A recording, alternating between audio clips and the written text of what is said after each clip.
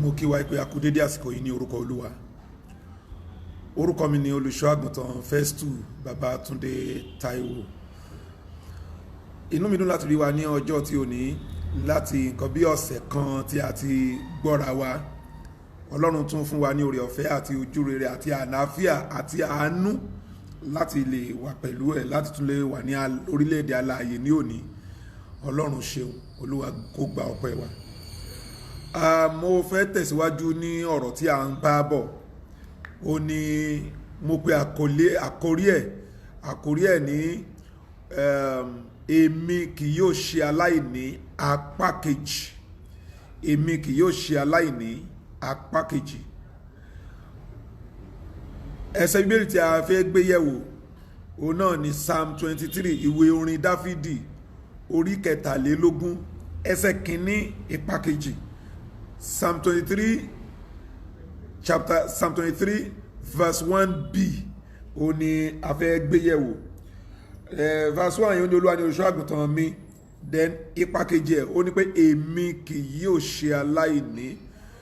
Mo kàn fẹ́ kó fi ọwọ́ sí ọkàn àyà ẹ̀ kó sọ báyìí wípé èmi Festus Babátúndé Táíwò kì yóò ṣe aláìní. Èmi Festus Babátúndé Táíwò kì yóò ṣe aláìní. Olúwa ni olùṣọ́ àgùntàn Festus Babátúndé Táíwò. Festus Babátúndé Táíwò kì yóò ṣe aláìní. Ẹ jẹ́ kí a tẹríba fún àdúrà. Bàbá wa àti Ọlọ́run wa, a gbé yín ga lẹ́ẹ̀kan sí. Olúwa ẹ gba ọpẹ́ wa, arúgbó ọjọ́ ẹ gba ìyìn wa. À ń lọ nínú ọ̀rọ̀ rẹ ní orúkọ Kristi. Olúwa máa bá wa lọ. Ọ̀rọ̀ rẹ sọ pé ẹnu ọ̀nà ọ̀rọ̀ rẹ ó máa ń fúnni ní ìmọ́lẹ̀ àti òye fún àwọn òpè ní gbogbo wa. Òye ni à ń wá ní ọ̀dọ̀ rẹ Ọlọ́run. Olúwa kọ́ wa fúnra rẹ. Olúwa kọ́ wa ní ọ̀rọ̀ yìí. Olúwa fi òye ọ̀rọ̀ rẹ yé wa, ṣí wa níyè, ṣí wa lójú ní kẹyìn ohun gbogbo. Kí gbogbo ògo kó jẹ́ tiyín ní orúkọ Jésù Kristi Olúwa wa, àmín. Olúwa ni olùṣọ́ àgùntàn Festus Babátúndé Táíwò. Festus Babátúndé Táíwò kì yóò ṣe aláìní. Mo sọ fún wa ní ọ̀sẹ̀ tí ó kọjá pé Dáfídì ó jẹ́ ògbóǹtarìgì darandaran. Ó mọ̀ nípa iṣẹ́ ẹran lọ́pọ̀lọpọ̀. Ó mọ̀ nípa ẹ̀. Ó mọ gbogbo àpàdé àlùdé ẹran ọ̀sìn. So iṣẹ́ tó jogún ní ọwọ́ bàbá yìí, iṣẹ́ tí wọ́n ń ṣe ní ìdílé wọn nìyẹn. Ẹbí Jésè darandaran ni wọ́n. So wọ́n á máa da ẹran, wọ́n ní agbo ẹran, wọ́n ní ilẹ̀ Ísírẹ́lì. Nígbà tí ọmọ bá ti tó bí ọmọ ọdún 8 sí 9, wọ́n á máa ya owó tiẹ̀ fún ẹran. Wọ́n á ya ẹran tiẹ̀ fún, a máa tọ́, a bẹ̀rẹ̀ òwò yẹn láti kékeré. Tó bá fi máa pé bí ọmọ ọdún 14, a ti di ògbóǹtarìgì nínú iṣẹ́ ẹran ọ̀sìn ní dídà. So Dáfídì ó jẹ́ ẹnìkan tó pé ó ní òye lọ́pọ̀lọpọ̀ nípa ẹran ọ̀sìn. So ó ń da ẹran ọ̀sìn, ó mọ̀ nípa ẹ̀, ó yé. Bí ẹran bá ké, ó mọ nǹkan tí ó ń sọ, ó gbọ́ èdè wọn, ó mọ nǹkan tí ẹran ń sọ, ó mọ nǹkan tí ẹran yẹn ń fẹ́. So tí ẹran bá dùbúlẹ̀ síbì kan, ó mọ̀ bóyá ó ń ṣàìsàn ni tàbí bóyá ó ń rẹjú tàbí bóyá ó ń sinmi. Ó mọ ìgbà tí ẹran lè jẹun, ó mọ ìgbà tí òǹgbẹ ń gbẹ wọ́n, ó mọ ìgbà tí ó yẹ kó mú wọn sí abẹ́ ìbòjì, ó mọ ìgbà tó yẹ kó dà wọ́n sí inú oòrùn kí wọ́n yá oòrùn díẹ̀, ó mọ ìgbà tó lè tan iná fún wọn nítorí òtútù. So ó tọ́jú wọn, ó mọ̀ nípa ẹ̀ dáadáa. Ó dẹ̀ jẹ́ nìkan tí ó ní ìfẹ́ iṣẹ́ tí ó ń ṣe. Ó nífẹ̀ẹ́ iṣẹ́ tó ń ṣe lọ́pọ̀lọpọ̀. Dáfídì kó tó dípò jọba, ó nífẹ̀ẹ́ àwọn àgùntàn. Ó ní ọkàn ìfẹ́ sí àwọn àgùntàn tí ó ń dà. Ní ọjọ́ kan, nígbà tí ó lọ gbé oúnjẹ lọ fún àwọn ẹ̀gbọ́n ẹ̀ ní ojú ogun, nígbà tí wọ́n lọ sí ojú ogun ní àfonífojì Élà láti lọ ja ogun pẹ̀lú àwọn ará Fílístínì. So ìgbà tí wọ́n débẹ̀, ó rí wípé ẹnìkan halẹ̀ mọ́ ogun Ísírẹ́lì. Ó wá sọ wípé ẹni tó bá pa ọkùnrin yìí, kí ni ohun tí wọ́n máa ṣe fún un. Wọ́n wá mú lọ sí ọ̀dọ̀ kábíyèsí. Ìgbà yẹn ọba Sọ́ọ̀lù ni ó jẹ́ ọba. Wọ́n wá mú lọ síbẹ̀ wípé gbọ́ nǹkan tí ọmọkùnrin yìí sọ. Ó máa lóun fẹ́ lọ dojúkọ Gòláyátì òmíràn yìí. So kábíyèsí wá sọ gbólóhùn kan. Ó ní ẹni tó fẹ́ lọ báyìí ó lè bájà torí pé láti kékeré rẹ̀ wá ni ó ti ń jagun, kò dẹ̀ lùsí ogun kankan rí. So Dávidi wá sọ wípé Ọlọ́run tó gbà mí ní ọwọ́ kìnìún àti àmọ̀tẹ́kùn àti bíárì tí ó wá sí agbo ẹran bàbá mi, ó gbé ẹran, mo lé, mo gbá ní irùngbọ̀n mú, mo gbá ti ẹnu rẹ̀, mo sì fàyà pẹ́rẹpẹ́rẹ, ó pa. So that singular testimony, that singular experience tó níyẹn, ó fi lọ́kàn balẹ̀ wípé tí Ọlọ́run bá lè ṣẹ́gun fún òun ní ọ̀dọ̀ àwọn tí ò gbọ́ èdè, àwọn tí kò gbọ́ èdè wọn yẹn, ẹranko tí ò fi tèèyàn ṣe yẹn, tí pé a jẹ́ pé Ọlọ́run lè gbà wọn ní ọwọ́ aláìkọlà yìí. Ìgboyà tó níyẹn òun ló fi dojúkọ ogun yẹn tó fi ṣẹ́gun. So nígbà tí ó wá ń kọ ìrírí ẹ̀ ní inú Psalm 23, à ń pè Psalm 23 ní Shepherd's Psalm, Psalm olùṣọ́ àgùntàn or pastor's psalm. So Psalm olùṣọ́ àgùntàn ó ní à ń pè torí ó sọ ìrírí ẹ̀, ó wá sọ ara ẹ̀ di ẹran yẹn, di ẹran, ó wá sọ Ọlọ́run di olùṣọ́ àgùntàn. Ìròyìn ayọ̀ tí mo mú tọ̀ wá ní ọjọ́ òní wípé olùṣọ́ àgùntàn àgbà ó ní Jésù Kristi, ó ní chief shepherd wa, ó ní shepherd of our soul, ó ní olùṣọ́ àgùntàn ọkàn wa, òun ni olùṣọ́ àgùntàn wa, òun ló fi ẹ̀mí, bí Jésù fúnra ẹ̀ sọ, ó ní olùṣọ́ àgùntàn máa fi ẹ̀mí rẹ̀ lélẹ̀ fún àwọn àgùntàn. So nínú ìwé Jòhánù orí 10, ẹ jẹ́ á sáré wò ó.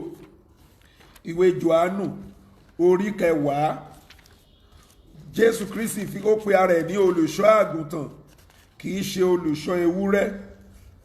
Ó pe ara ẹ̀ ní olùṣọ́ àgùntàn.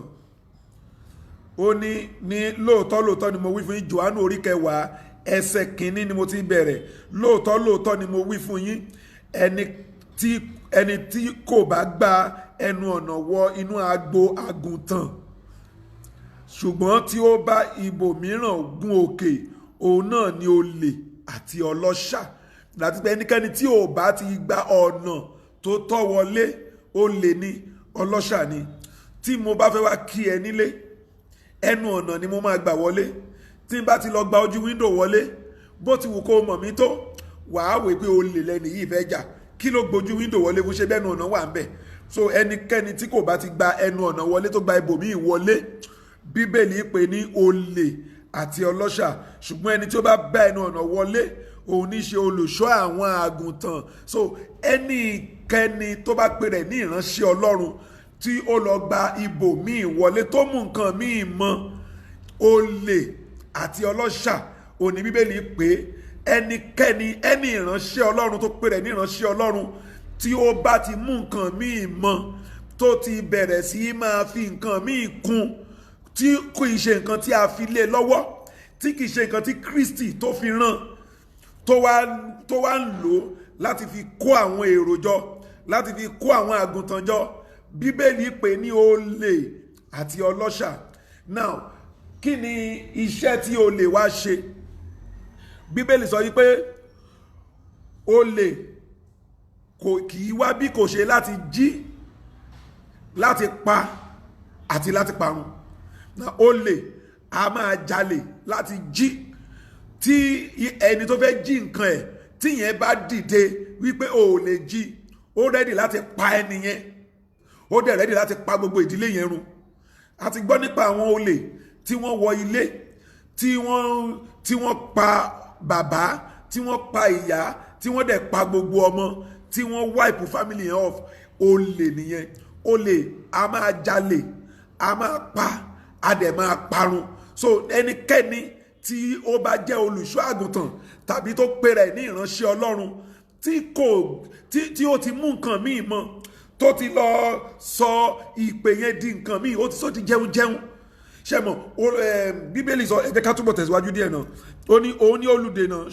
Òun ní olùdènà ṣílẹ̀kùn fún, that is pé ṣùgbọ́n ẹnikẹ́ni tó bá gba ẹnu ọ̀nà wọlé, òun ní ṣe olùṣọ́ àwọn àgùntàn. So ẹni tí ò bá ti gba ẹnu ọ̀nà wọlé, mo wà nínú ìwé Jòhánù orí 10 láti ẹsẹ̀ 1, mo ti wà ní ẹsẹ̀ 2, wípé ṣùgbọ́n ẹni tí ó bá gba ẹnu ọ̀nà wọlé, tó ní ṣe olùṣọ́ àgùntàn, olùṣọ́ àwọn àgùntàn, that is ẹni tí ó bá tẹ̀lé, ẹni tó follow protocol, ẹni tó follow due process, ẹni tí ó gbà tó tẹ̀lé nǹkan tí Kristi, àgbékalẹ̀ Kristi tí ó tẹ̀lé, tí ó fi ara balẹ̀ fún Kristi, tí kò wá ọgbọ́n dá sí, tí kò gbọ́n ju Ọlọ́run lọ, tí kò gbọ́n ju Kristi lọ, tí ó dúró ní orí ọ̀rọ̀ Ọlọ́run, tó jẹ́ pé ọ̀rọ̀ Ọlọ́run yìí náà ló ń sọ, ọ̀rọ̀ Ọlọ́run yìí náà ló ń gbà ní àdúrà, ọ̀rọ̀ Ọlọ́run yìí náà ló fi ń bọ́ àwọn ènìyàn, tí ò mú nǹkan míì mọ́, tí ò lè wípé mo fẹ́ gun jíìpù, tí ò lè wípé mo fẹ́ kọ́lé sí Banana Island, tí kò lè wípé òun fẹ́ dirú, òun fẹ́ digbá. Irú àwọn èèyàn bẹ́ẹ̀, olùṣọ́ àgùntàn rere nìyẹn. Kò ní máa milk àwọn ọmọ ìjọ, kò ní máa fi wọ́n ṣe ìjẹ. Gbogbo àwọn tó bá wá fún àdúrà ní ọ̀dọ̀ ẹ̀, kò ní máa cháàjì wọn, kò ní máa bíìlì wọn, torí wọn kì í ṣe kọ́sítọ́mà, kò ní rí wọn gẹ́gẹ́ bí kọ́sítọ́mà. Ṣùgbọ́n ẹnikẹ́ni tó bá ń rí ìránṣẹ́, tó bá ń rí àwọn ọmọ ìjọ tó ń rí wọn bí kọ́sítọ́mà, tó ń wòye pé kọ́sítọ́mà jẹ́mọ̀, ó wà very disheartening. Nígbà tí wòlíì bíi 2 sí 3 tí wọ́n wà nínú ìjọ kan, tí wọ́n dẹ̀ ń jà lórí pé ó gba kọ́sítọ́mà mi, ó mọ̀ pé mi lẹ́nu yẹn máa ń wá. For God's sake, ṣe bí iṣẹ́ ìgbàlà ni. Tí mi ò bá sí nlé, any other pastor ló lè attend sí àwọn èèyàn tó ń wá mi wá. Àìmọye àwọn èèyàn tó ń gbọ́ orúkọ mi, tó máa pè mí wípé a rí yín lórí Facebook, mo fẹ́ wá fún counseling. Tó bá dẹ̀ wá, any available minister of God òun ló máa attend sí wọn. Mi ò need láti rí èmi. Tó bá jẹ́ pé òtítọ́ ọ̀rọ̀ Ọlọ́run ni mo dúró lé lórí, tí mo dẹ̀ ti fi kọ́ àwọn tí wọ́n ń ṣiṣẹ́ pẹ̀lú mi wípé òtítọ́ ọ̀rọ̀ Ọlọ́run yẹn ni kí wọ́n dúró lé lórí. Àjẹ́ nǹkan tó bá sọ kò lè yàtọ̀ sí nǹkan tèmi náà ń sọ. So a gbọ́dọ̀ sọ wọ́n di customer. So ẹnikẹ́ni tó bá ti ń pe àwọn congregations, àwọn congregant yẹ tó ń pè wọ́n ní customer, olè àti ọlọ́ṣà òní Bíbélì pé olè, torí ó gba ẹnọ̀nà míì wọlé. Jésù ò ní customer, Jésù ò ní customer. Ní ọjọ́ kan, arákùnrin kan, à ń pe orúkọ ẹ̀ ní Jòhánù onítẹ̀bọmi, ó gba oṣù 6 ní ọwọ́ Jésù. So ẹ̀gbọ́n ló jẹ́ sí Jésù, ìbátan Jésù dẹ̀ ni, ní apá ọ̀dọ̀ Màríà màmá ẹ̀. So ìgbà tí ó di ọjọ́ kan, Jòhánù jókòó ní abẹ́ igi ní ọ̀dọ̀ tiẹ̀, ó ń kọ́ àwọn ọmọ ẹ̀yìn ẹ̀, àwọn 2 wà níbẹ̀ tí wọ́n jókòó tì. Nínú àwọn ọmọ ẹ̀yìn Jòhánù, ó ń kọ́ wọn lọ́wọ́. Bó ṣe ń kọ́ wọn lọ́wọ́, ó rí Jésù tó ń lọ lọ́ọ̀kan, ó dẹ̀ nawọ́ sí i, ó wá fọwọ́ tó àwọn ọmọ ẹ̀yìn pé ẹ wo, ẹni tí mo sọ fún yín nìyẹn, ọ̀dọ́ àgùntàn tí ó kó ẹ̀ṣẹ̀ ayé lọ. Bíbélì sọ wípé nígbà tó ti nawọ́ síbẹ̀ yẹn, lẹ́sẹ̀kẹsẹ̀ àwọn 2 dìde, wọ́n dẹ̀ tẹ̀lé Jésù, wọ́n padà sí ọ̀dọ̀ Jòhánù mọ́. A gbọ́ pé John àti Jésù wípé wọ́n jà, nítorí pé kò sọ pé ó gba ọmọ ìjọ mi. Kò sí nǹkan tó ń jọ ọmọ ìjọ ẹ. Kí ló ń jà fún? Tí èèyàn tó wà ní church mi bá relocate sí ibòmíì, mo máa ń wo church tó kún fún ọ̀rọ̀ Ọlọ́run, tí wọ́n ti ní sọ nǹkan tí wọ́n nínú, mo máa ń darí wọn síbẹ̀. Àìmọye àwọn ọmọ ìjọ mi tí ó jẹ́ pé wọ́n relocate sí Ìkòròdú, tèmi ò dẹ̀ sí ní Ìkòròdú, tí mi ò ń gbé ní Ìkòròdú, tí mò ń gbé ní area Agége, Ìkẹjà, Ọgbà, Abúlé Ẹ̀gbá, tí mo wà ní area, tí mo wà ní Òrèlópé ní Ẹgbẹ́dá. Mo wá ní ọmọ ìjọ tí wọ́n relocate sí Ìkòròdú. Duty mi ni láti refer wípé wá, má fúnra ẹ ní stress, má risk life ẹ, má fúnra ẹ ní stress. Ọlọ́run yìí kan náà ni, lọ sí church báyìí kó lọ máa jọ́sìn níbẹ̀. Màá dẹ̀ pé pastor tó wà níbẹ̀, mo rán èèyàn kan bọ̀, mẹ́mbà yín ni. Mo ní àwọn èèyàn tí wọ́n lè testify sí dáadáa, tí mo ti darí family bíi 3, 4, 5, 6 sínú ìjọ. Mo ń ṣe káàkiri. Èèyàn kan wá sí ọ̀dọ̀ mi, ó sọ wípé òun gbé ní Òjòdú ní kíní, pé òun wá ìjọ tí òun lè máa lọ tó jẹ́ ìjọ ayọ̀ ni. Ó dẹ̀ wá sọ́dọ̀ mi, èmi wà ní Ọgbà, ó yẹ kí ní kó máa wá by fire by force pé ṣe níbẹ̀ ò jìnnà. Rárá, mo fún ní àdírẹ́sì ìjọ tó máa lọ ní Òjòdú, wípé máa lọ síbẹ̀. Mo dẹ̀ pé leader Òjòdú, hello ma, mo ti mú family báyìí wá, ẹ jẹ́ bá mi ṣe follow up, mo come across a family kan long time friend ní ọmọ yẹn ọmọbìnrin yẹn ọmọ mi ní ó ti pẹ́ so mo kọ had to come across na ọkọ ẹ̀ náà ọmọ mi lọ́kọ ẹ̀ wọ́n ń gbé ní Kòròdú church wo lẹ́nu sí àwọn ò tí ẹ̀ rí church gidi kan lọ kí ni níbo lè rí àbọ̀lẹ̀ ń gbé àwọn ń gbé ní area Greek okay very fine mo ní church kan bẹ̀ èmi náà ni mo ní church yẹn ó yá lọ síbẹ̀ mo dẹ̀ pé pastor bẹ̀ jọ̀wọ́ bá mi monitor wọn nọ́mbà wọn rèé kó o pè wọ́n kẹ́ ẹ lọ visit wọn and the pastor called her that night lóru ní nǹkan bíi 11:30 lóru wọ́n dẹ̀ jọ sọ̀rọ̀ wọ́n ṣe everything then wọ́n dẹ̀ gba address wọ́n wá wọn lọ ó rán àwọn team kí wọ́n wá wọn lọ nínú lockdown yìí náà ni kí n wá ní dandan kó máa bọ̀ ń bí torí pé mo fẹ́ pray fún torí pé mo fẹ́ counsel ẹ̀ rárá ẹ̀mí Ọlọ́run kan náà ni Olúwa kan ní ń bẹ ẹ̀mí mímọ́ kan ní ń bẹ baptism kan ní ń bẹ Jésù kan ṣo ló ń bẹ so why can't we do that? Kí ló dé tá à ń sọ wọ́n di tá à ń sọ àwọn èèyàn di customer a ní customer mi ló gba customer mi kí ló ń tà tó ní customer àwọn ẹni ẹlẹ́ni tí wọ́n ń wá ìgbàlà tí wọ́n ń fẹ́ àdúrà tó yẹ kó gbàdúrà fún tó bá dẹ̀ sí ilé ẹlòmíì pastor mi wà prophet mi wà tó jẹ́ pé nígbà tó máa pe dádì mo fẹ́ rí yín a ní mi ò sí lẹ́kọ̀ọ́ ní ìsìn yìí ó máa tó bí next week kí n tó dé no ṣé kò sẹ́lómi tó lè attend sí ni if anything happen before next week kí wọ́n tó dé sí ẹni yẹn ńkọ́ tẹ́ni yẹn bá kú ńkọ́ tẹ́ni yẹn bá sọ̀gbàgbọ́ nù kó tó dé ńkọ́ I need láti jẹ́ kí iye wa ṣí kí orí wa pé so ẹnikẹ́ni tó bá pèrè ní olùṣọ́ àgùntàn tí kò bá gba ẹnu ọ̀nà wọlé tó lọ gba ibòmíì wọlé ó lè àti ọlọ́ṣà ni verse 3 mo wà nínú ìwé Jòhánù orí 10 ẹsẹ̀ 3 ó ní verse 2 ó ní ṣùgbọ́n ẹni tí ó bá gba ẹnu ọ̀nà wọlé ó ní iṣẹ́ olùṣọ́ àwọn àgùntàn ó ní olùdènà ṣílẹ̀kùn fún àwọn àgùntàn sì gbọ́ ohùn rẹ̀ a sì pe àgùntàn tirẹ̀ ní orúkọ ó sì ṣe amọ̀nà wọn jáde. This is a quality, one of the criteria of a good minister of God. Tó o bá jẹ́ ìránṣẹ́ Ọlọ́run lóòótọ́ ó yẹ kó mọ àwọn ọmọ ìjọ ẹ̀ kò yẹ kó jẹ́gbà tó bá nídìí owó lọ́wọ́ wọn lọ́wọ́ máa pè wọ́n. You should call them, organize prayer, organize vigil, call them. Dandan kọ́ ni kó gba offering lọ́wọ́ wọn ní vigil tó organize yẹn, organize vigil pẹ̀lú wọn. O gbẹ́ pé family báyìí ní problem nǹkan ò lọ déédéé pẹ̀lú wọn, organize prayer, be part of that family. Kì í ṣe pé kó máa gbowó kó sọ wọ́n di ATM tó bá ti plug tó bá ti insert káàdì ìran òṣì tó bá ti insert káàdì ìran yẹn à ń insert ẹ̀ sí wọn àwọn yẹn náà á pọ̀ tó bá ti tẹ pin yẹn báyìí àwọn yẹn náà máa pọ̀ owó jáde ní rúrúrú. No, we should not do that.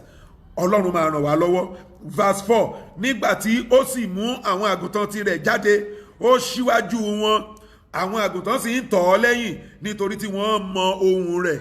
Now, your followers, your congregants, are they really following you? Are you leading? Are you a leader or you are a boss? Are you a leader or you are a boss? Àwọn èèyàn ń pè ní ọ̀gá nínú church ṣọ́gà ní ẹ̀ṣá. Ó mọ̀ túmọ̀ minister ni. Minister túmọ̀ sí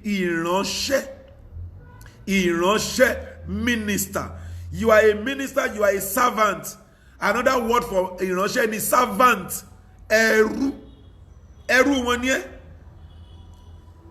O wá ń pa phone. Why are you off? Why do you put off your phone? Why do you put it off? For God's sake, your member can have a crisis at the middle of the night, at the dead night. Oh, you can't call it. When you over rest, over any time with you. Who told you have your own time? Nígbà tó ti lè di ìránṣẹ́ Ọlọ́run ó ní time mọ́. You become a public liability. Your life becomes public. You don't have any secret again. You don't have your own private life.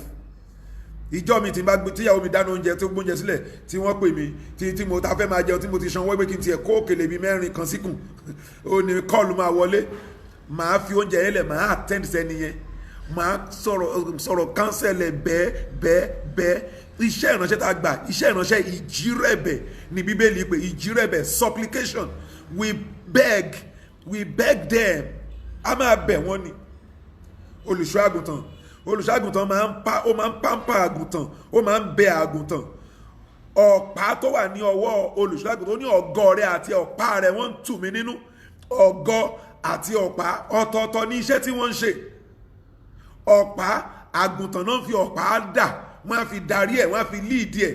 Olùṣọ́ àgùntàn máa wà níwájú, a máa fi ọ̀pá yẹn a máa fi yẹ ọ̀nà, a máa fi yẹ ọ̀nà, a máa fi yẹ ọ̀nà torí níbi tó ń gbà kọjá yẹn ejò lè wà nísàlẹ̀ ní abẹ́ koríko, so a ti rí ọ̀pá yẹn a fi yẹ ọ̀nà, tó bá ti rí a mú ọ̀gọ́ wọ́n fi máa ń fi ọ̀gọ́ jà ní. Bíbélì sọ pé ọ̀gọ́ lẹ́yìn aṣiwèrè, so wọ́n máa ń fi ọ̀gọ́ wọ́n fi máa ń jà ní. Ọ̀gọ́ ó jẹ́ igi gbúgbúrú tó wá ní orí gbùngbù, ó ní orí gbùngbù tó kí wọ́n lè fi lu nǹkan, wọ́n lè fi pa ẹ̀, wọ́n máa fi ń ja ogun ní. Ọ̀gọ́ wọ́n fi máa ń jagun ní, wọ́n fi máa ń dojúkọ ọ̀tá. So ọ̀gọ́ rẹ àti ọ̀pá rẹ wọ́n ń tù mí nínú. Báwo ló ṣe ń tùyàn nínú? Nígbà tí n bá wo ọ̀pá ẹ tó ń lídìí mi, tó ń kọ́ mi, tó ń tọ́ mi, tó ń fi mí mọ̀nà, inú mi máa dùn wípé mo ní olùgbàlà kan, mo léèyàn kan gbẹ́kẹ̀lé. Ọ̀gọ́ yẹn mo mọ̀ pé tí ọ̀tá bá gbé ogun dé bí iṣan omi, Olúwa máa gbé ọ̀pá gúnró fún wọn. So ó ní ọ̀gọ́ yẹn, ọ̀gọ́ wọ́n fi ń jà ní. Mo mọ̀ pé mo ní olùgbèjà kan tó máa gbèjà mi.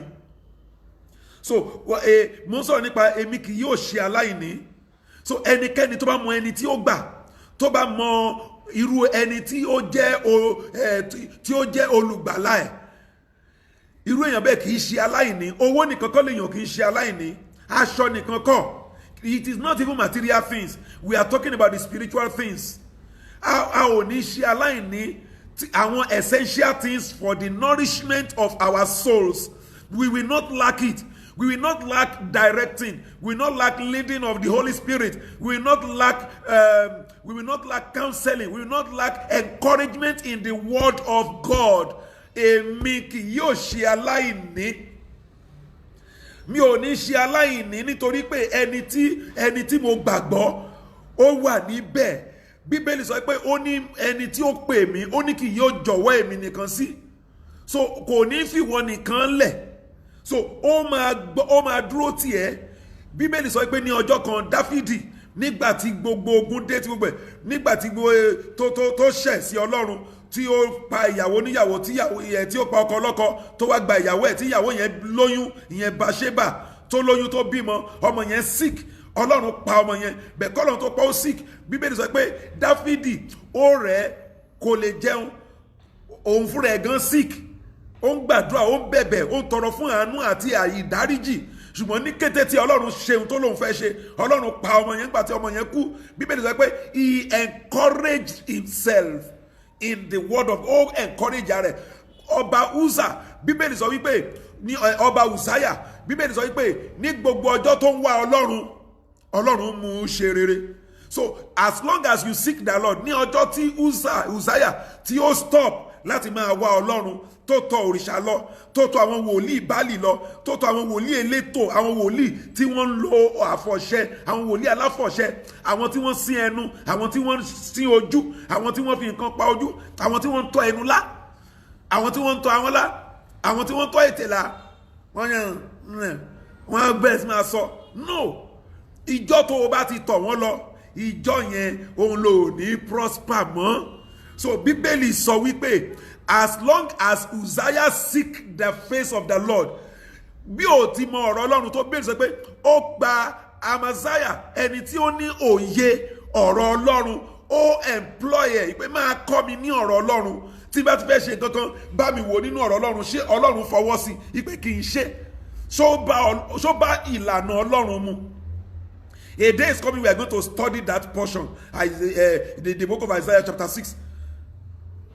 So ó dúró sí orí ọ̀rọ̀ Ọlọ́run. Bíbélì sọ pé ní gbogbo ọjọ́ ìníwọ̀n, as long as tó ń wá Ọlọ́run mú ṣe rere.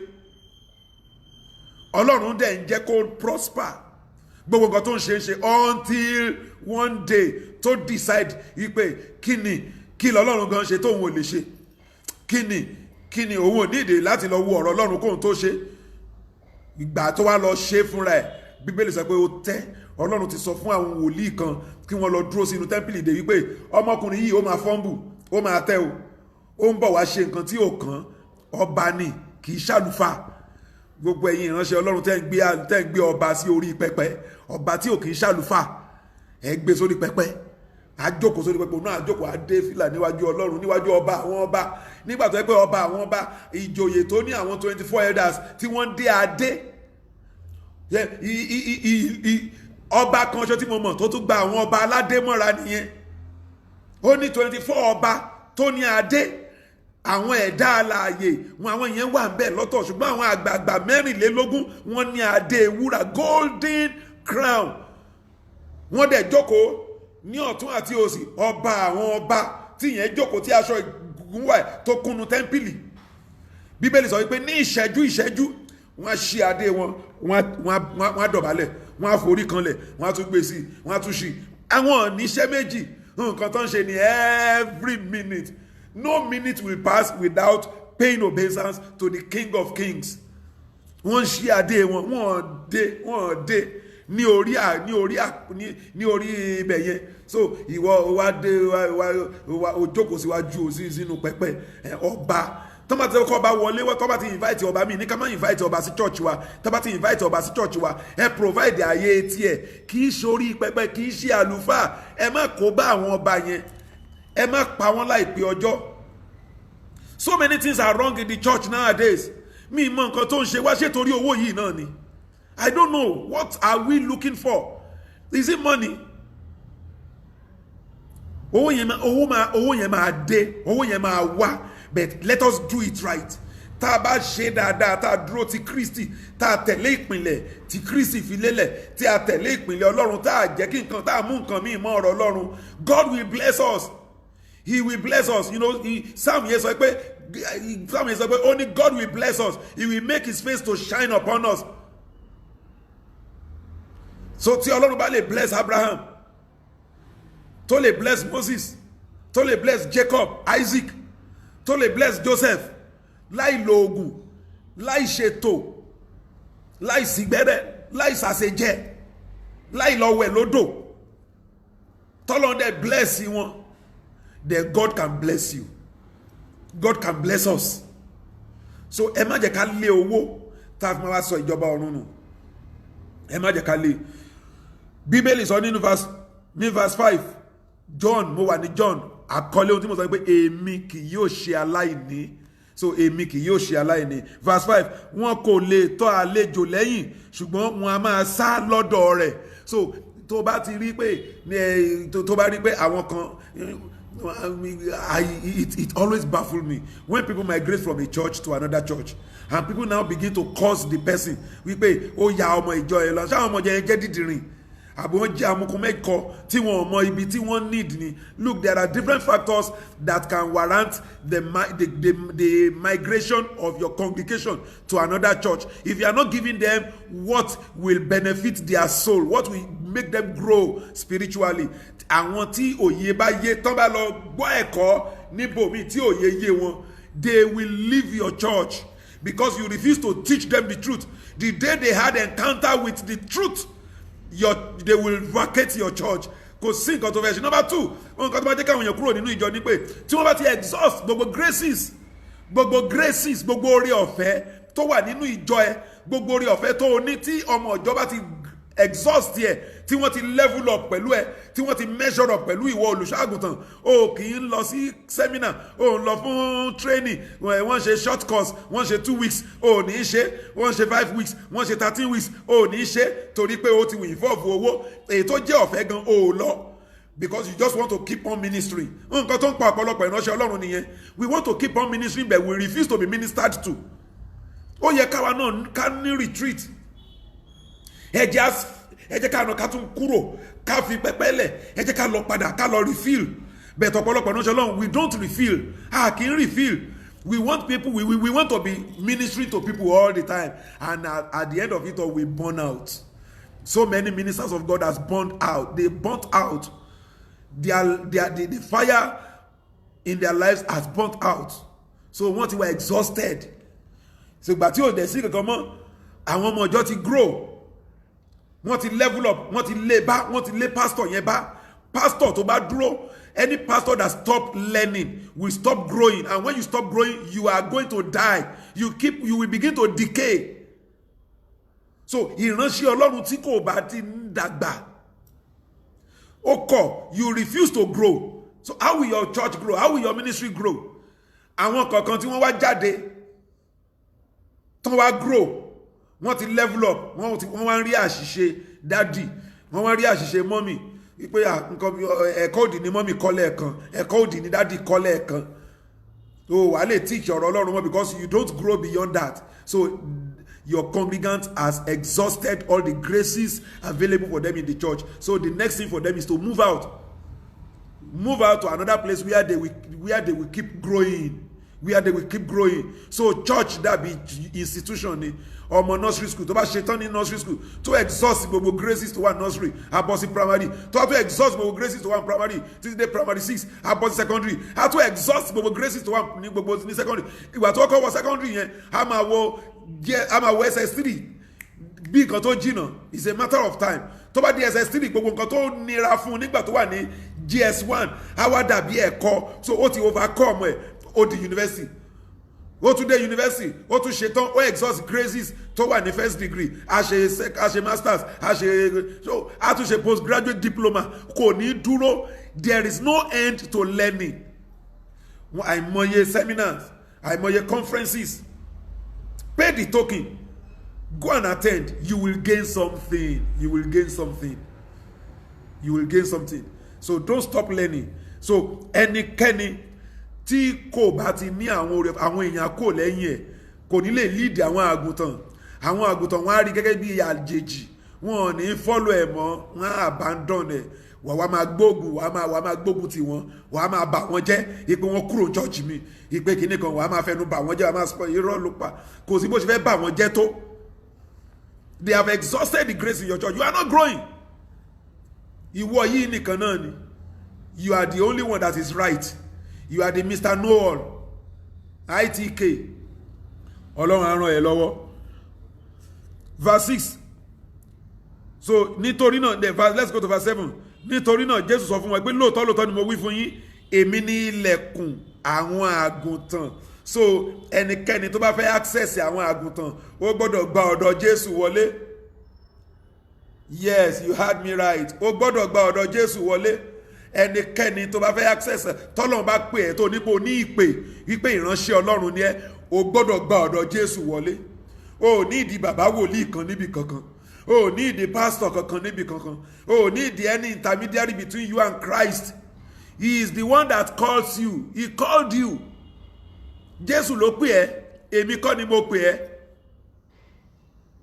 Jésù ló pè ẹ́ sínú iṣẹ́ ìránṣẹ́. So èwo ni tèmi láti confirm ẹ. Dádì ẹjọ́ ẹ bá mi gbàdúrà sí, ṣé lóòótọ́ l'Ọlọ́run pè mí? Ṣé bí o mọ ohun bàbá ẹ?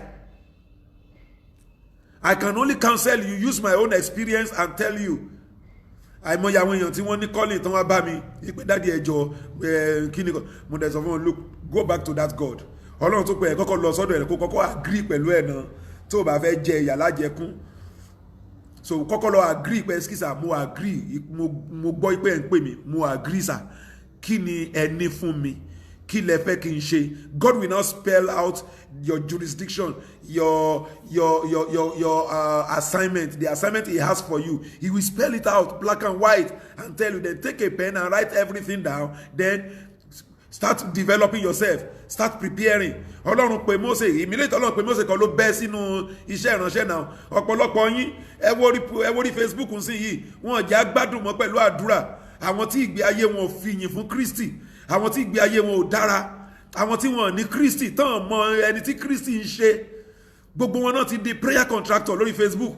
You know, very annoying.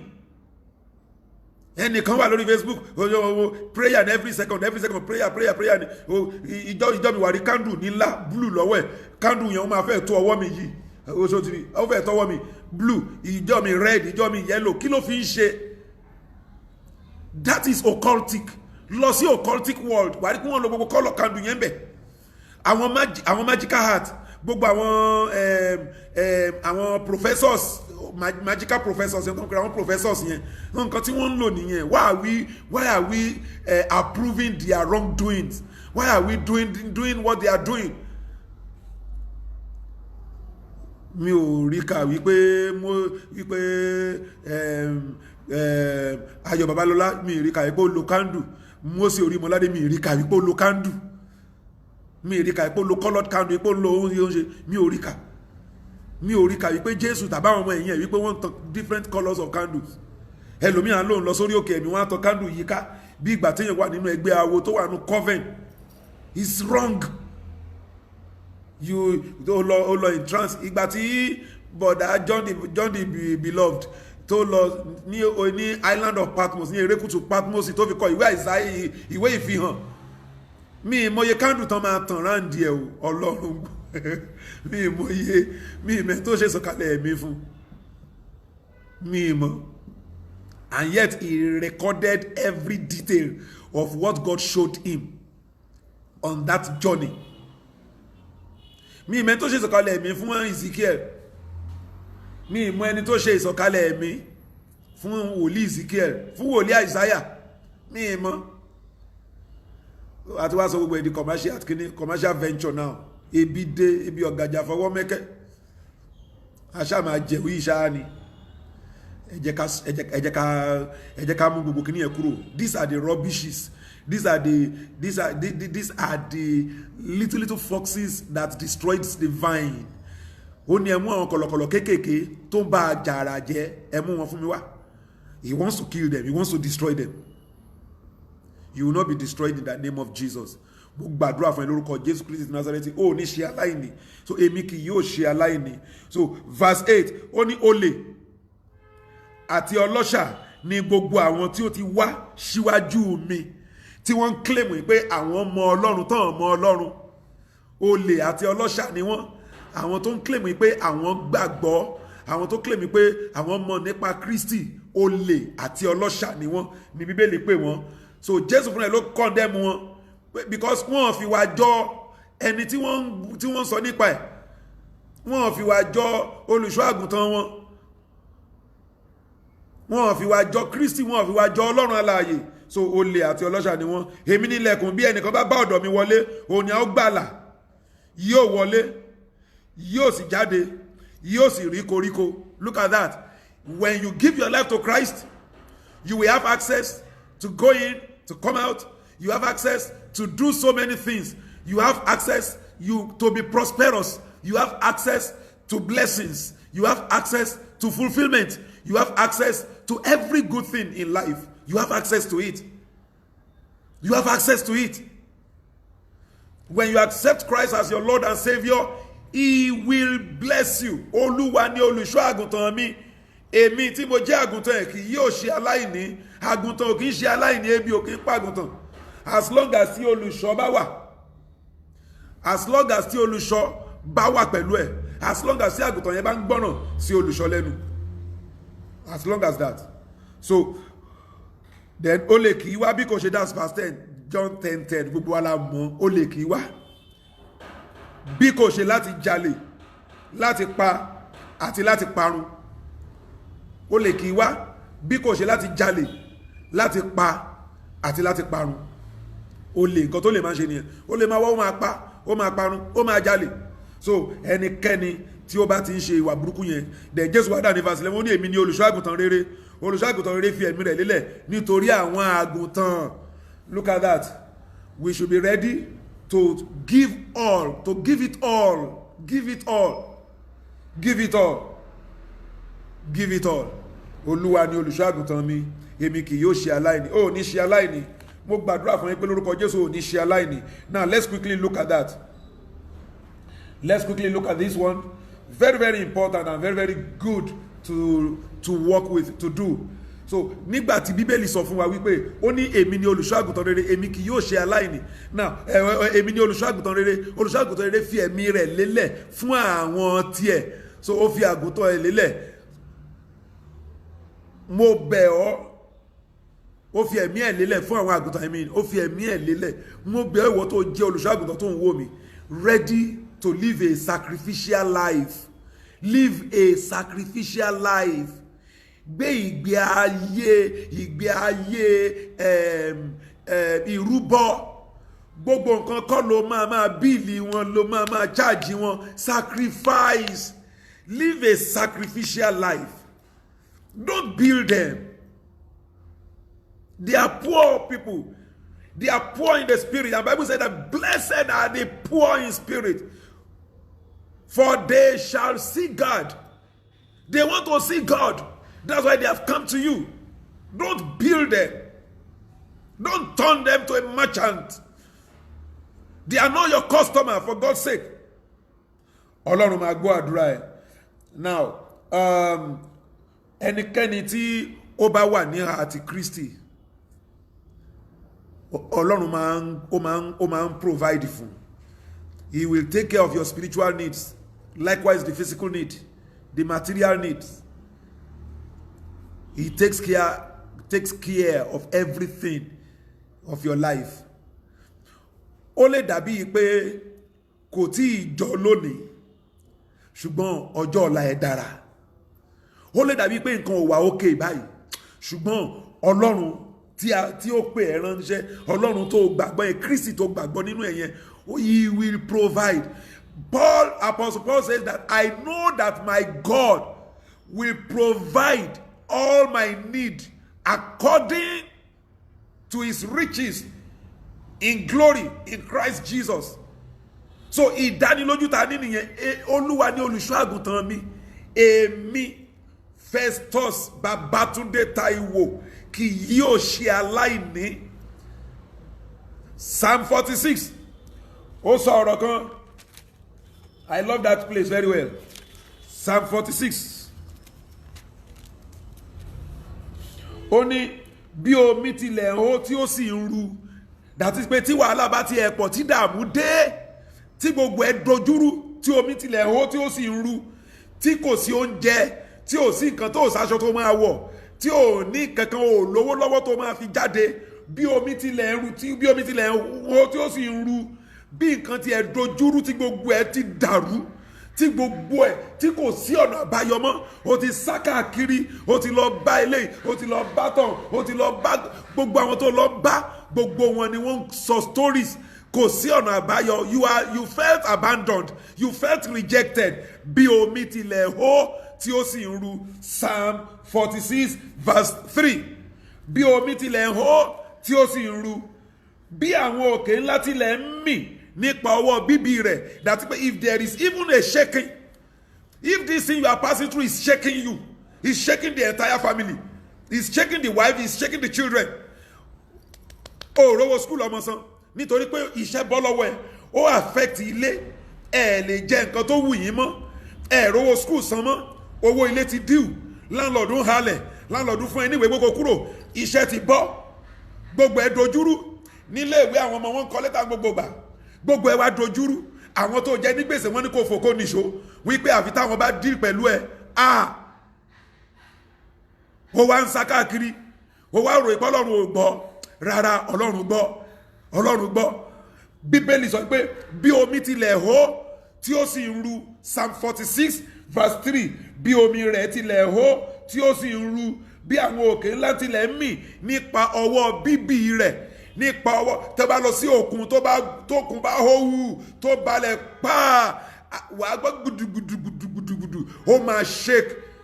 Bí shaking ti ẹ̀ dé fún ẹ, bí wàhálà ti ẹ̀ dé, tí àìsàn dé, tó rówó san lọ́spítù, tí gbogbo nǹkan dojúrú, tí nǹkan ò lọ déédéé, tí àwọn ọ̀rẹ́ ti sá lọ, tí wọ́n ti fi ẹ́lẹ̀ pé máa bá fà á, tí wọ́n ràn ẹ́ lọ́wọ́, gbogbo àwọn tó ti ràn lọ́wọ́ rí wọ́n ràn ẹ́ lọ́wọ́ mọ́, àwọn náà wọ́n wá ràn ẹ́ lọ́wọ́, gbogbo àwọn tó ti ṣe fún rí wọ́n wá reject ẹ, wọ́n abandon ẹ. You felt rejected, you felt abandoned, you felt unwanted, you felt cast out.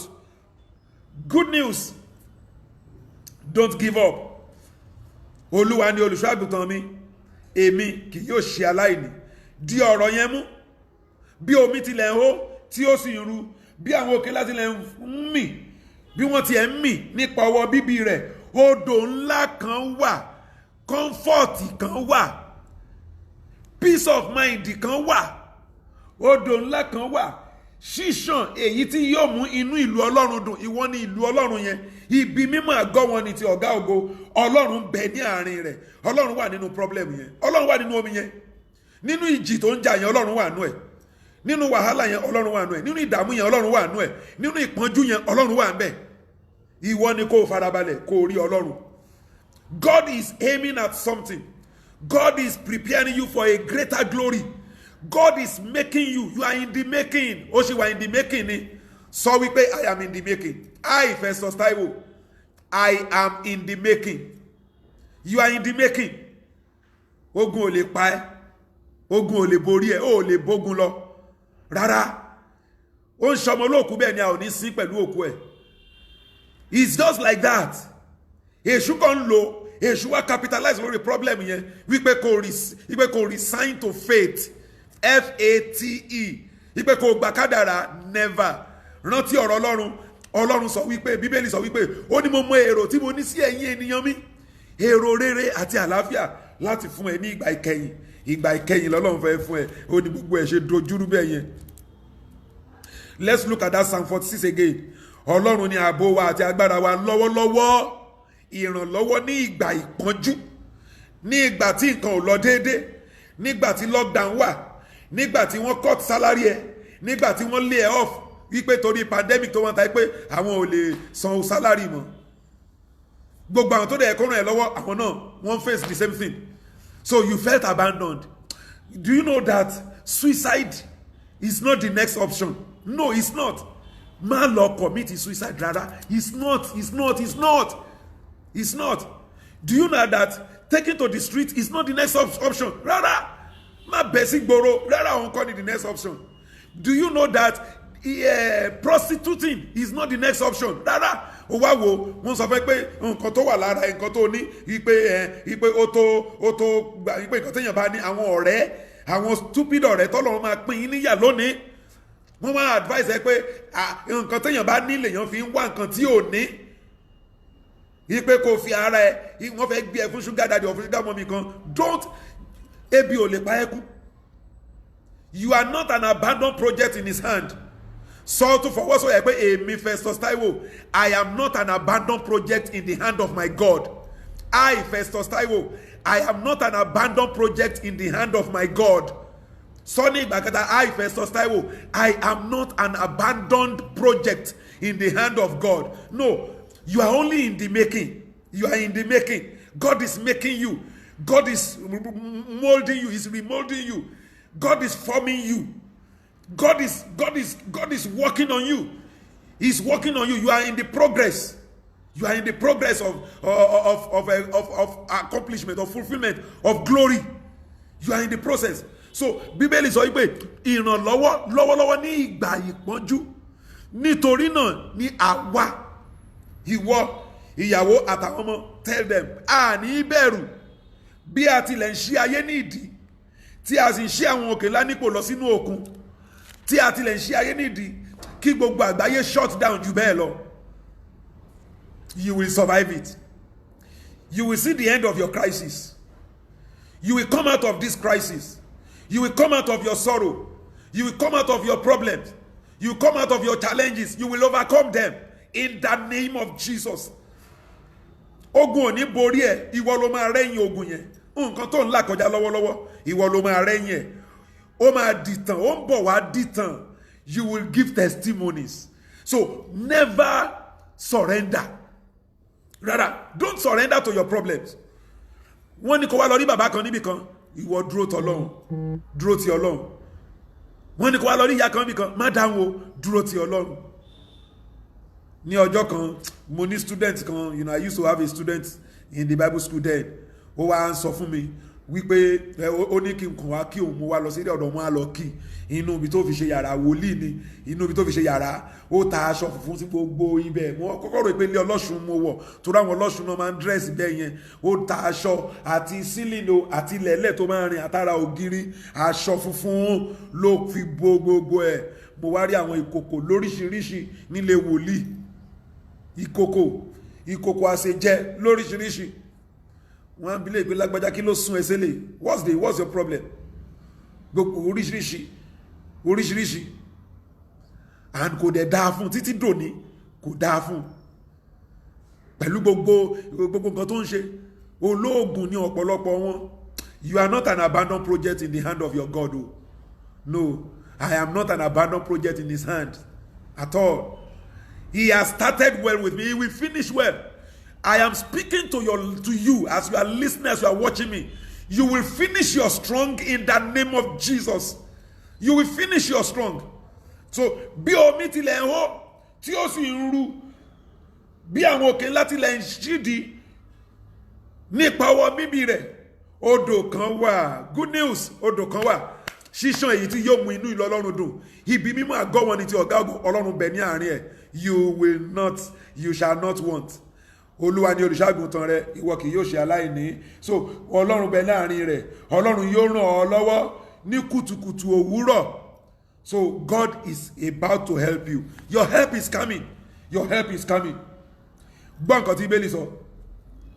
Báyìí ni Olúwa wí nínú ìwé Isaiah 49. I love that portion so much. Mo ń sọ̀rọ̀ nípa wípé èmi kì yóò ṣe aláìní. Èmi Festus Taiwo, mo fọwọ́ ẹ̀ sọ̀yà. Èmi Festus Taiwo kì yóò ṣe aláìní ohun tí ó dára. Èmi kì yóò ṣe aláìní. Olúwa ni olùṣọ́-àgùntàn Festus Babatunde Taiwo. Festus Babatunde Taiwo kì yóò ṣe aláìní. Now listen, báyìí ni Olúwa wí. Ní àkókò ìtẹ́wọ́gbà, èmi ti gbọ́ tìrẹ. So àkókò ìtẹ́wọ́gbà rẹ̀ this is an acceptable time. The time of acceptation. God is accepting you. So come back to Him. If you are listening, you are watching me, and you have not given your life to Christ, it is high time you do that. If you have backsliding, bóyá wòlíì kan ti mú ẹ̀ṣẹ̀, pastor kan ti mú ẹ̀ṣẹ̀, àwọn pastor tó bá fẹ́ jalè sí yìí, wọ́n máa bọ́bìnrin sùn ni, wọ́n gbé ìran, wọ́n yí ìran mọ́ lọ́wọ́, wọ́n yí mọ́, wọ́n handcuff ẹ̀ pẹ̀lú ìran, wọ́n handcuff ẹ̀, so tí tó fi máa bá sùn. Ìkan ní ọjọ́ kan, ó bá woman yẹn pàdé, ó dẹ̀ wé ìran mọ́ lọ́wọ́, ó ní kó lọ mú wá, kó lọ mú bí 170 something thousand wá, ó dẹ̀ tún fẹ́ bá sùn. Ó ti kówó yẹn fún, ó wá mọ̀mọ́ sọ sínú àwẹ̀ pé ó máa wá sọ́dọ̀ òun, pé ọ̀dọ̀ òun ti máa break, àwọn dẹ̀ máa jọ ṣe ṣọ́ọ̀rù mọ́jú ni, pé kó mú aṣọ míì dání. Ó ti fẹ́ jalè, ó yẹ kó mọ̀ pé ó ti fẹ́ jalè, ó ti fẹ́ jalè. Ìwọ pẹ̀lú ẹnìkan, ó lọ́wọ́ abilé pé ẹjọ́ àwọn òwò sáwọn prayer warrior yìí náà máa bẹ́ẹ̀ kí náà ikọ̀, ó nínú ó lé mi pẹ̀lú ẹnìkan, èmi lÓlúwa ní kí n gbàdúrà fún ẹ. Ipa máa, ó lọ́wọ́ bẹ́ẹ̀ pé irú nature àdúrà wo báwo ni kó lè mọ̀ aṣọ tó máa mú wá, ó nínú kókò mú aṣọ míì tó ṣe pé ọmọ èmi pẹ̀lú ẹ̀ máa gbàdúrà ní ìhòhò ó lè bó bá gbé sínú mọ́tò ní ṣóńbẹ̀ bá ṣe gba ọ̀nà ìjú lọ nìyẹn. Mo lọ gba owó yẹn padà lọ́wọ́ ẹ̀, mo gba owó yẹn padà lọ́wọ́ wòlíì yẹn, wòlíì aláwo babaláwo kan báyìí, mo gbà padà lọ́wọ́ ẹ̀ bákọ̀, mo dúró síbẹ̀, mo dẹ mọ́, máa pe ọlọ́pàá fún ẹ, kó sáré kó owó yẹn lẹ̀. Ẹni tó láwọn máa gbà wẹ̀, ó ń jẹun ni seriously, má jẹ́ kán gbà ẹ̀, má jẹ́ kán gbà ẹ̀. Give your life to Christ, accept Him as your Lord and Saviour. He will do something great. He will do something great. So báyìí ni Olúwa wí ní àkókò tẹ́wọ́gbà, èmi ti gbọ́ tirẹ̀, àti ní ọjọ́ ìgbàlà mo sì ti ràn ọ́ lọ́wọ́. Èmi ó pa ọ́ mọ́, èmi ó sì fi ọ́ ṣe májẹ̀mú àwọn ènìyàn. Now tí Ọlọ́run bá sọ pé máa fi ẹ́ ṣe májẹ̀mú àwọn ènìyàn, that is pé some people, God will bless them because of you, so that they will bless you. They have no choice because ó ti fi ẹ́ ṣe májẹ̀mú. So Ọlọ́run fi Abraham ṣe májẹ̀mú àwọn ènìyàn. Ẹni tó bá fi ẹrẹ́ lèmi ó fi ré, ó ti fi ẹ́ ṣe májẹ̀mú àwọn ènìyàn. Ẹni tó bá súre fún ẹ lèmi ó súre fún, ó ti fi ṣe májẹ̀mú àwọn ènìyàn. So kí ni májẹ̀mú Ọlọ́run fún ẹ tó fi ẹ́ ṣe fún àwọn ènìyàn?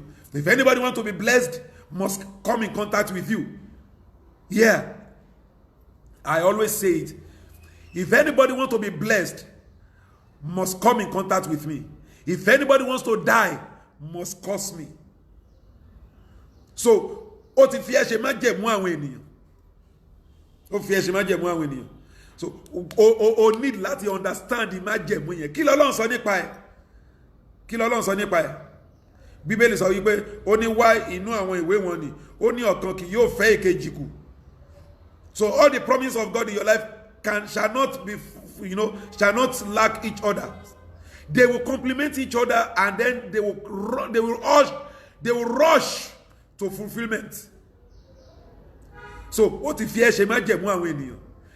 People will not, Ọlọ́run fi Jacob ṣe májẹ̀mú àwọn ará Íjíbítì. Ọba yẹn sọ pé ẹnikẹ́ni ò ní lè gbé ọwọ́ sókè tàbí gbé ẹsẹ̀ sókè láì gbàṣẹ lọ́wọ́ ẹ̀.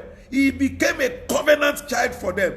If not, ebi á pa wọ́n, ìyàn á mú wọn gan. Ìyàn tó ń gbogbo orílẹ̀-èdè àgbáyé á mú wọn. Ṣùgbọ́n Joseph ò ní májẹ̀mú surplusity fún wọn ní Egypt nígbà yẹn. Ọlọ́run fi Joseph ṣe májẹ̀mú fún Potiphar. Ó fi ṣe májẹ̀mú nígbà tó wà nílé Potiphar. Potiphar make a business yẹn grow, blessing yẹn ya wọlé torí pé covenant ti wọlé, covenant child ti wọlé. I am a covenant child. Say it to yourself that I am a covenant child. Májẹ̀mú ènìyàn ni mi, a fi mí ṣe májẹ̀mú fún àwọn ènìyàn. A fi mí ṣe májẹ̀mú fún àwọn ènìyàn. A fi mí ṣe májẹ̀mú fún orílẹ̀-èdè. Orílẹ̀-èdè tó bá fẹ́ ṣe rere, orílẹ̀-èdè tí ó bá fẹ́ níláárí must come in contact. Look at every nation. Gbogbo orílẹ̀-èdè tí ó plug in sínú covenant tí Ọlọ́run gbé kalẹ̀ nínú ayé Abraham, gbogbo orílẹ̀-èdè yẹn ni wàhálà ń dé bá. Wọ́n ní sinmi, wọ́n ní fọkànbalẹ̀. Gbogbo orílẹ̀-èdè yẹn wọ́n grow. Gbogbo orílẹ̀-èdè yẹn ni wàhálà dé bá. Even ní Arab land, they are claiming Abraham as their father because wọ́n ní láti plug in sínú covenant yẹn. God has established you as a covenant to somebody, to some people, to a nation, to a country, to a state, to a family. They must come and plug in. But ìwọ fún rẹ o gbọ́dọ̀ wà nínú Kristi. If you are not in Christ, then that covenant will not work. I'm coming to teach on covenant. Covenant is a wonderful thing. Wonderful thing. But kì í ṣe àsọyépọ̀ láàrin ènìyàn méjì. Covenant is not an agreement. God hasn't agreed with anybody before he blessed me, before he blessed you, before he blessed Abraham. God hasn't agreed with Noah before he set the token. Ipò mi ò ní palẹ̀ ayé rẹ mọ́. Ọlọ́run ò agree pẹ̀lú. Kò pé Noah pé ṣó agree o, mo fẹ́ mi ò ní fomi palẹ̀ ayé rẹ mọ́, ṣó agree. Rárá, Ọlọ́run ò béèrè lọ́wọ́ Abraham pé pẹ̀lẹ́ Abrahamu, ṣé o agree kí n fi ẹ́ ṣe bàbá orílẹ̀-èdè? No, it's not an agreement o. But I will not tell you the answer now. Praise the Lord. I will not tell you the answer now. So keep following. You need to understand that. Ipe èmi kì yóò ṣe aláìní. Ó ní kí ìwọ kí ó ní láti fi ìdí ayé mo fẹ́ ṣe májẹ̀mú àwọn ènìyàn láti fi ìdí ayé múlẹ̀ láti mú ni jogún àwòrò ilẹ̀ níníwọ̀n ni. Kí ìwọ kí ó lè wí fún àwọn ìgbèkùn pé ẹ jáde wá. That is our calling. That is what I'm saying. That's what I'm doing. I'm calling you out. Get out from that bondage. Come out. Come out from that stupid environment. Come out. Come out. Bíbélì sọ ká bá tún ṣe kí ọrùn bo àjàgà ẹrú mọ́. So Ọlọ́run máa gbọ́ àdúrà wa. Tá bá kà síwájú díẹ̀ sí. I just want to jump because I'm rounding up. Ó ní kọrin.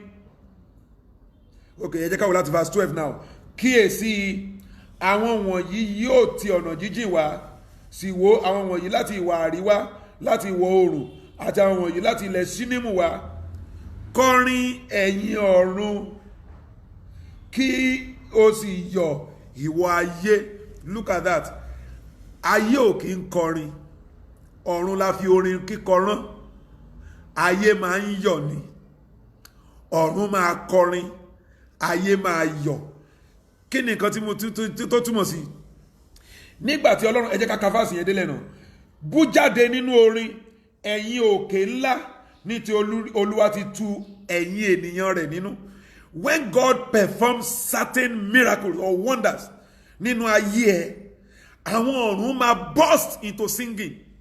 They will rejoice. Wọ́n pariwo, wọ́n kọ orin tí ẹnìkan ò kọ rí nítorí pé Ọlọ́run dá ẹ láre, torí pé Ọlọ́run tú ẹ nínú. Ìwọ náà wá bú. So wọ́n kọ orin lọ́run, àwa ń bú sí orin. Tí Ọlọ́run bá ṣiṣẹ́, ìtumọ̀ bíbú ni pé burst. You burst into. Dàpẹ́ orísun yẹn àti ṣe, àti cover, àti seal ẹ̀. Ṣùgbọ́n nígbà tí nǹkan kan ṣẹlẹ̀, a dynamite ó ṣẹlẹ̀, ó explode nínú ẹ̀, ó bú jáde gbúàm. Let me explain. Tí Ọlọ́run bá ṣe ìyanu, yálẹ̀ èyí tó ń retí tàbí èyí tó ń retí tí ìyanu yẹn dé lójijì tó dumbfounded, what happened to you? You burst into singing, unrehearsed song. Wàá create orin tiẹ̀, wàá formulate orin tiẹ̀, wàá compose orin tiẹ̀. Ẹni tí ìyanu rere ṣẹlẹ̀ sí ní ọjọ́ kan, mọ́tò kan ní accident, àwọn èèyàn tó wà nú ẹ̀ kú, obìnrin yẹn jáde, orí àwọn òkú ló rìn tó fi jáde, ó wá kúnlẹ̀ sí àárín títì, ìró ẹ̀ ti tú kò tiẹ̀ kíá, ó kàn bú sórin, ó kàn bẹ̀rẹ̀ sí máa compose orin yẹn níbẹ̀, ó ń compose orin yẹn ní sin nìyẹn, torí pé kí ni Ọlọ́run ṣe ìyanu, gbogbo àwọn tó wà ní mọ́tò kú òun nìkan ló kù. So ó bú sí orin, nǹkan tí a sọ nìyẹn. When God performs miracles in your life, when God works, when you experience God in your life, you burst into singing, outpouring of your inner expression. Hold on, when you bursting, your inner expression, it burst out, it explode, it pour out. You pour out your mind, you pour out your expression to God. Baba, you are great. Kì í ṣe orin tí wọ́n rehearse, kì í ṣe orin album, orin tó pé níbẹ̀ ló ti ń compose orin yẹn at that scene. Mo wà ní ọjọ́ kan, mi ò gbé mọ́tò jáde, mo wà nínú bus, ó kàn máa ń dígbà wọ bus kí n kàn tiẹ̀ wo bí gbòòrò ṣe rí, torí mo miss ọ̀pọ̀lọpọ̀ àwọn ẹ̀fíìsì inú móòlù ẹ̀ ń gbà mí, so mo wà nínú bus yẹn, mo wọ̀ lọ sóṣòdì, so tí bá dóṣòdì màá tún wọ̀ padà wá sí abúlé ọ̀dọ̀ mi bíbáyìí. So gbàtà ká tó dóṣòdì láàrin ọ̀nà, lady yẹn jókòó sí seat tó wà ní seat kẹta sí mi níwájú. Bó ṣe wo, ó kàn aláti wọ ìfóònù ẹ̀, bó ṣe báyìí ó kàn pé Jesus, ó kàn pariwo, yé driver dẹ̀ match break gbáà, àyè everybody já, ó kàn dẹ̀ bú sórin ní speaking in tongues yẹn wá from nowhere, not a rehearsed speaking in tongues, no, not a rehearsed one. She bursts into speaking in tongues. She was expressing innermost joy, outflow of joy, overwhelming joy. She was expressing. Driver wa bẹ̀rẹ̀ sí máa pariwo, àwọn yẹn bẹ̀rẹ̀ sí máa bú, wọ́n bẹ̀rẹ̀ sí máa kò tí ẹ gbọ́. She was lost in that worship. Ó wá kúnlẹ̀, omi wá ń yọ lójú ẹ̀. Kí ló ṣẹlẹ̀? Ìgbà táwọn èèyàn rí pé ó ń sunkún, wọ́n wá súnmọ́, kí ló ṣẹlẹ̀? Wọ́n rò pé bóyá bad news ni, but wọ́n sọ fẹ́ tó wà lẹ́gbẹ̀ẹ́ pé this can't be bad news. This is a good news that she has never expected. Nígbà tó wá calm down, so mo wá ní kó bọ́lẹ̀, àwọn kan náà, àwọn Christian méjì kan náà bọ́lẹ̀ pẹ̀lú ẹ̀, máa kan pastor ní olùkọ́là, ó náà bọ́lẹ̀ pẹ̀lú ẹ̀. Àwọn abúlé kí ló ṣẹlẹ̀?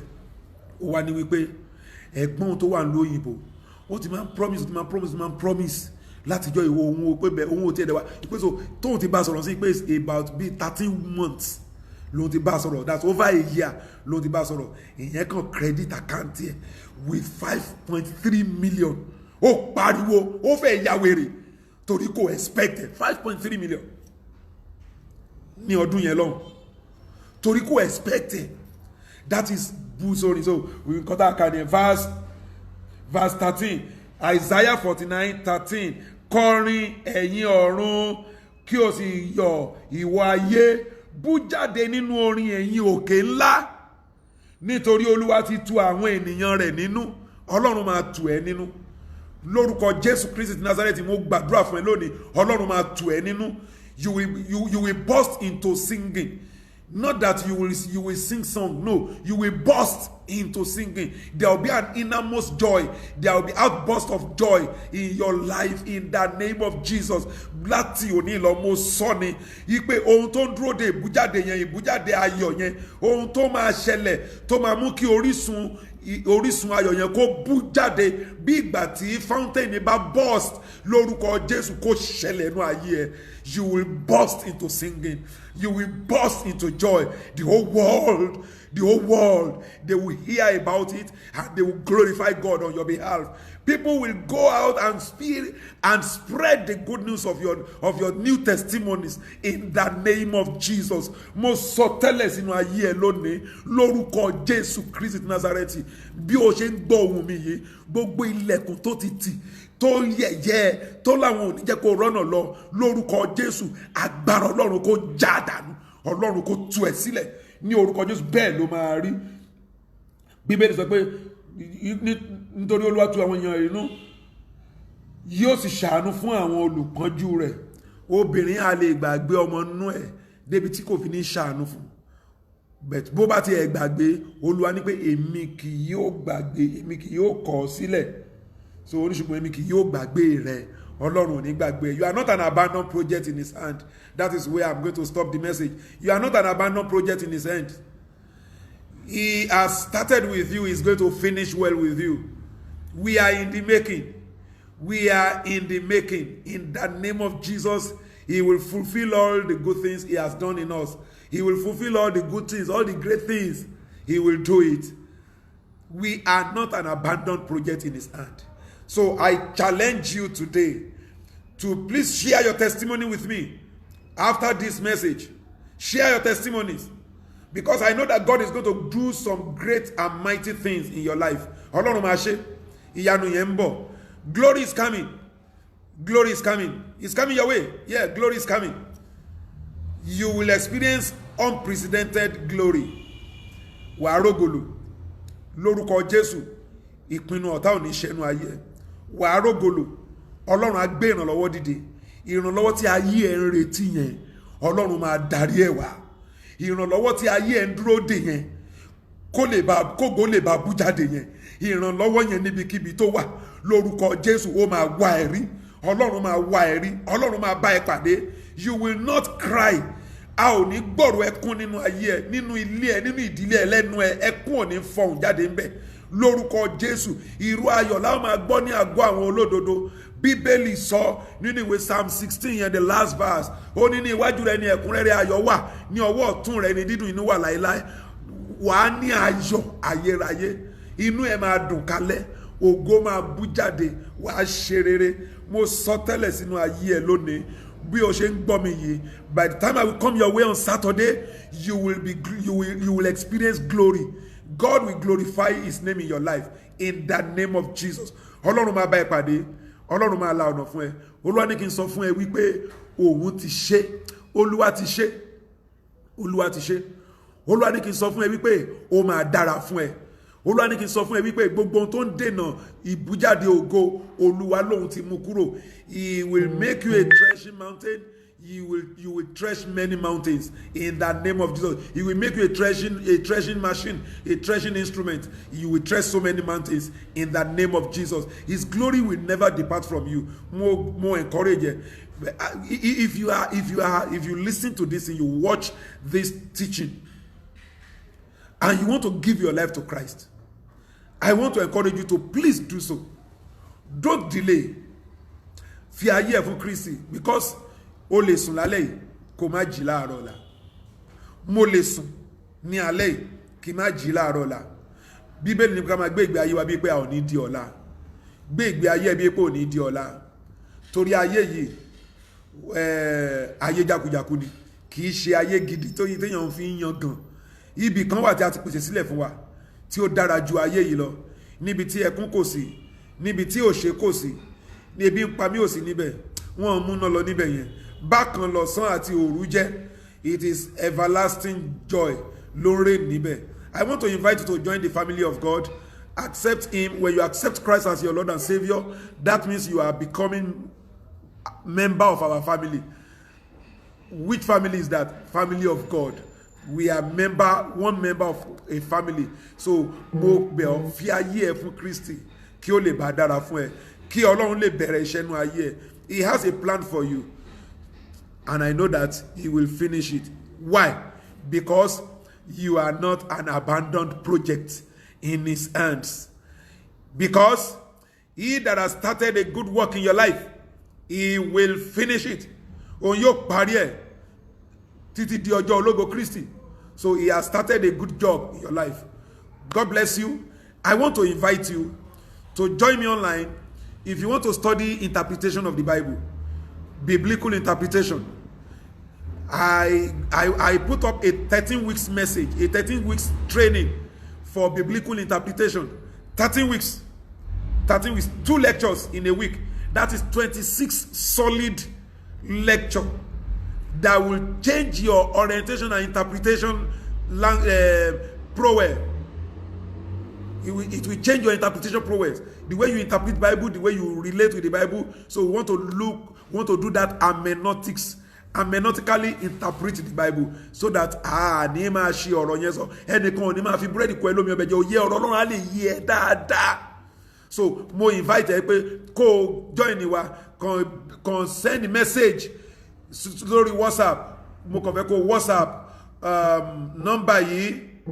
Mo fẹ́ kó WhatsApp number yìí 080264444.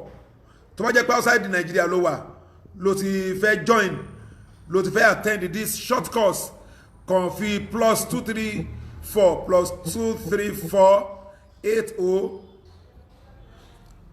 +2348026004444. So gbìyànjú kó join wà lè ní ìmọ̀ sí nínú bí a ṣe ń túmọ̀ Bíbélì. Number 2, mo fẹ́ invite ẹ ọ̀la ní gbogbo àwọn kíní máa close ọ̀la. Just plug in today. I want to invite you for online seminary. You have this in your mind. People fẹ́ lọ sí Bible school but kò sáàyè iṣẹ́ ò jẹ́ kó ráyè lọ sí Bible school. Ọlọ́run pè ẹ́ ìránṣẹ́ Ọlọ́run ní ẹ pastor ní ẹbẹ̀ tó wà trained formally. Need that formal training. You need it. Jesus fúnra ẹ̀ wà trained formally for so many years, for over 10 years. Ari ní age 12 tó ti ń bá àwọn teacher ẹ̀ tó ti ń dáhùn question tó dẹ̀ ń béèrè question lọ́wọ́ wọn. Lẹ́yìn ìgbà yẹn he continued further his studies for so many years before we now saw him at the age of 30 again. Kó tó bẹ̀rẹ̀ sí máa bẹ̀rẹ̀ iṣẹ́ ìránṣẹ́. Bọ̀dá Moses, prophet Moses nínú Bible tó kó àwọn Israel jáde kúrò ní Egypt for 40 years ló fi wà trained. Ó lọ fún training for 40 years láti ṣe iṣẹ́ ìránṣẹ́ fún 40 years. He was trained for 40 years to serve for 40 years. So bẹ́ẹ̀ náà ni Paul, Apostle Paul, the great man of God, Apostle Paul the great, he was trained for 2 years in Arab land lọ́dọ̀ àwọn brethren. Ó lọ sí school ó kẹ́kọ̀ọ́ kó tó di kó bọ́ sí pápá. So Ọlọ́run pè ẹ́ tó bá jẹ́ kó jẹ́ ẹni tí Ọlọ́run pè tó dẹ̀ fẹ́ lọ sí Bible school. We have online. You can study it at the comfort of your home. The lecture will start this Tuesday. You can still plug in.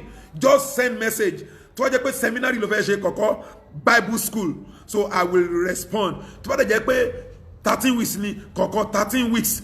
So I will respond to that immediately, and I will tell you the criteria, what it takes to do it. So a kì í níyàn lára. Then ìkẹta, nígbà tí lockdown bá kúrò, we have a Bible school. We have over 100 students in our Bible school. So you can come till lockdown bá kúrò tó bá ti ní kí school resume padà. We are going to resume. Ìyẹn ọ̀fẹ́ là ń kọ́ ọ̀yàn.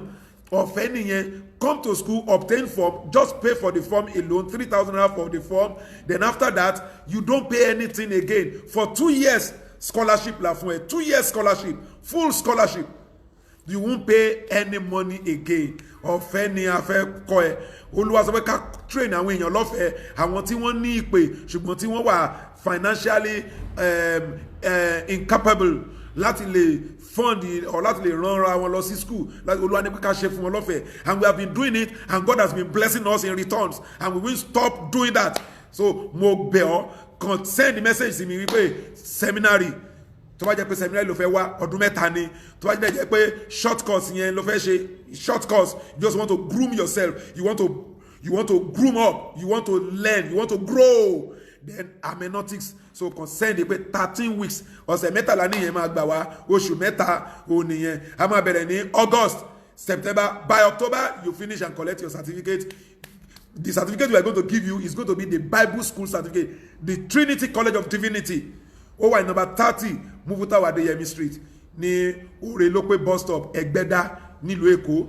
Ọlọ́run á gbọ́ àdúrà wa. Orúkọ mi ni olùṣọ́ àgùntàn First 2 Babatunde Taiwo ẹnìkan pè mí ní last week pé akíló tẹ́ fi pé ayé Festus ṣe bí Festus ní Festus èdè Greek nìyẹn èdè èbó Yorùbá àdàpé ẹni Yorùbá ní Festus tó bá wọnú Bíbélì ó pè ní Festus so orúkọ tèmi ní olùṣọ́ àgùntàn Festus Babatunde Taiwo láti inú ìjọ the Throne of Grace Model Parish of Cherubim and Seraphim Movement Church Ayọ̀ ni o tó wà ní number 30 Mufutau Adeyemi Street tó wà ní Orelope bus stop lẹ́gbẹ̀ẹ́ ilé epo Almoru filling station Oni Street yẹn wà so kàn wọbẹ̀ wàá rí wa ń bẹ̀ tó bá dẹ̀ ti débẹ̀ agbàdúrà fún ẹ we pray we attend we counsel from Monday to Saturday we counsel people we pray with people as well and we'll be glad to have you come our way so that we will enjoy Christ together, we enjoy Christ together, we enjoy the one fellowship together, we are one in Christ and God will. You want to ask me questions, you want to call me for counseling, please call this number 080-2600-4444. Just call that number on your screen and by the grace of God I will attend to you. God be with you till I meet you again on Saturday. This Saturday we are going to start a series. We call it Tell That Fox. Tell That Fox. Sọ fún kọ̀lọ̀kọ̀lọ̀ yẹn. So we want to tell that fox. So please join us Saturday 10 a.m. in the morning. We are going to tell that fox. You are going to see what the fox is.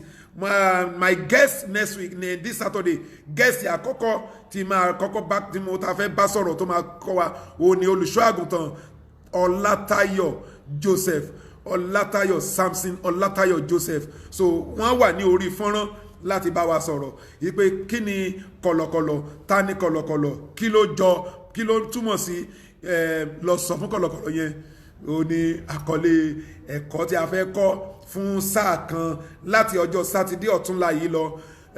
Ọlọ́run á wà pẹ̀lú wa, Ọlọ́run á preserve wa, and I pray that by the time we will come on Saturday, you will have testimony, and I'm waiting to share your testimony with you in the name of Jesus. I want to rejoice with you as you will be rejoicing with me as well in the name of Jesus. Keep bouncing in the freedom of Christ. Keep faith. Má sọ ìgbàgbọ́ nù. Ilé ayé ti burú. Má gbà kí wọ́n gba ìgbàgbọ́ lọ́wọ́ ẹ. Má jẹ́ kán gbé fake lé ẹ lọ́wọ́. Original ló mú dání yẹn. Èyí tí ìwọ dì mú yẹn dì mú ṣinṣin. Èmi ni ti yín ní tòótọ́ títí gbogbo ìfọ́jú ọkàn yóò fi tán ní ayé. God bless you.